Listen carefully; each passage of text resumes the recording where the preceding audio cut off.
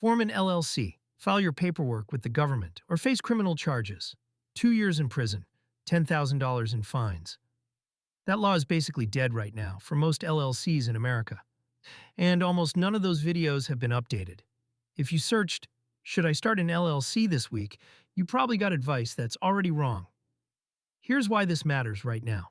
The rules around LLCs changed hard in the last 2 years. Some of it got easier, some of it got more confusing.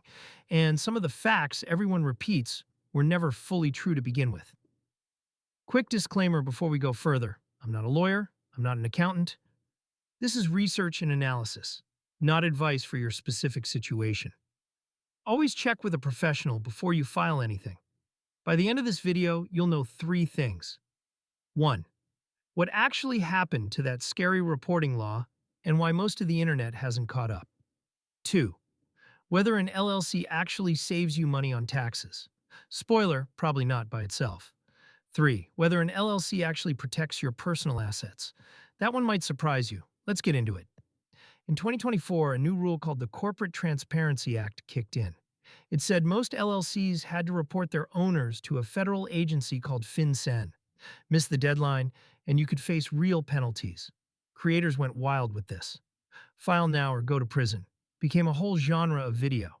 Then in March 2025, everything flipped. The Treasury Department reversed course. If your LLC was formed in the United States, that federal reporting requirement got removed. Not delayed. Removed. As of right now, most domestic LLCs don't have to file that report at all. But here's the part nobody's saying loud enough. This is a policy pause, not a repeal.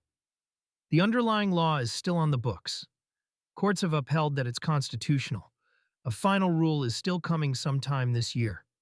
And states are stepping in on their own. New York now has its own version of this law, active as of January 2026. Other states are watching closely, so the old fear-based advice is outdated. But ignore this forever is also bad advice. This is something to check again before you file, not something to forget about. That's the federal paperwork side. Now let's talk about the reason most people actually want an LLC in the first place.